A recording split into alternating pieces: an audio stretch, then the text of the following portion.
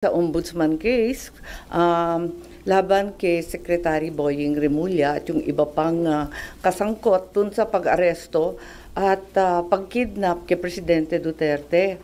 Ngayon, nais ko munang klaruhin na malapit sa aking pamilya at pinapahalagahan ko ang aming pagkakaisa ng pamilyang Remulla. Kaya lang, hindi totoo na wala na siyang kaso at may clearance na siya para sa pagiging ombudsman.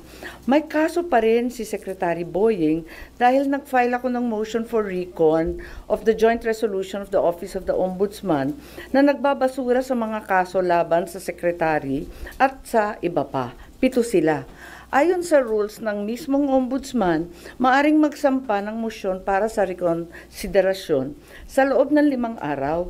Mula nang matanggap ang abiso ng desisyon, klaro naman at ipapakita ko sa inyo na walang 5 araw na binigay sa akin. Inihain ko ang aking motion sa mismong araw na inilabas ang desisyon, umaga, hapon. Malinaw na naisampa ko sa tamang oras. Sa makatwid, may nakabinbin pa rin kaso si Secretary Boying sa ombudsman. Anumang ombudsman clearance na nagsasabing kabaligtaran nito ay malinaw na hindi totoo at ang sino man maglalabas ng ganoong clearance ay kasabwat sa pandiling lang ng tao.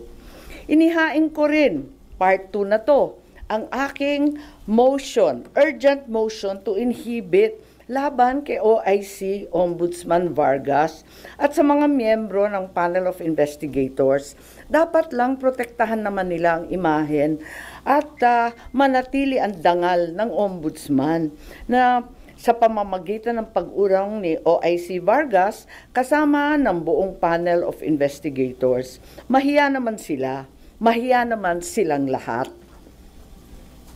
Nais ko rin banggitin ang narito din, eto naman, yung final ni Mayor, Vice Mayor Baste Duterte sa OIC Mindanao na siyang natanggap na at narehistro na sa Ombudsman Manila. Nagpapasalamat ako at may isa pang kaso, matagal ko nang hinihintay, buti ginalaw na kaagad. Akala ko mag-isa ako tumatagay.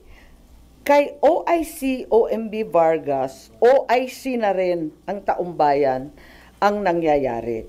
OIC ko na rin na dapat wag mong pakialaman dahil OIC your true colors. Kaliwa-liwanag na.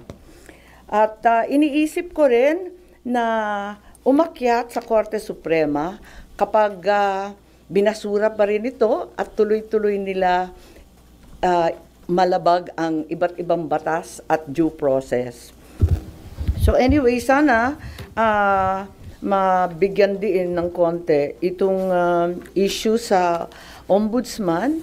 Ito talaga ang huling hantungan ng hustisya para sa mga naglabag sa batas na ating mga government officials. Wala nang tatakbuhang iba kundi yung ombudsman. Pag talagang binastos na at talagang ginawa ng politika ang ombudsman, wala na talaga tayong uuwian. Apakalungkot naman ito. So, sabi niyo at sinabi na nga, OIC lang. OIC na nga talaga your true colors.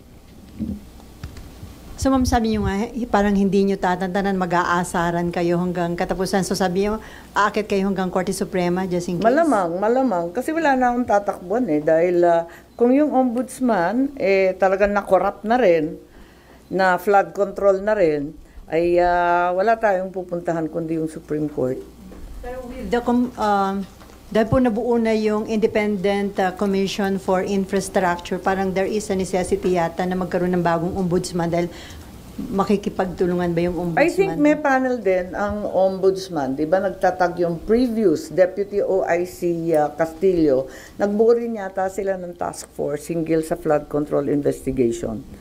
Pero tuloy-tuloy pa rin, di ba? Inanunsyo naman ni Senator Ping Lacson at pati ng congressman na tuloy-tuloy pa rin ang flood control investigation sa dalawang level ng Kongreso. So walang necessity na may ma-appoint na agad na ombudsman, ma'am? Well, parating maganda kung walang puwang, pero kung pipilitin naman at pipilitin, sa totoo lang meron naman kasi may regular rules. Pero ang balita, yung Deputy OIC na babae, yung si Castillo, hindi daw cooperative. Kaya biglang nailagay itong OIC Vargas. Nalulungkot ako kasi talagang umaasa tayo sa ombudsman, lalong-lalo na sa mga panahong ito na umiira lahat ng report tungkol sa corruption. Sir, ma'am, how do you feel there was a member ng minority ang inakusahan na involved allegedly sa anomalous flood control? Well, I've maintained the same position ever since. Dapat imbestigahan lahat. Kasama, kasangga, nabanggit ko nga si Secretary Remulla, matalik na kaibigan at matagal na kaalyado ng aking pamilya mula pa nung panahon ng mga ama namin. Pero kung mali na talaga, itama ang mali at talagang kinakailangan ipaglaban ng tama.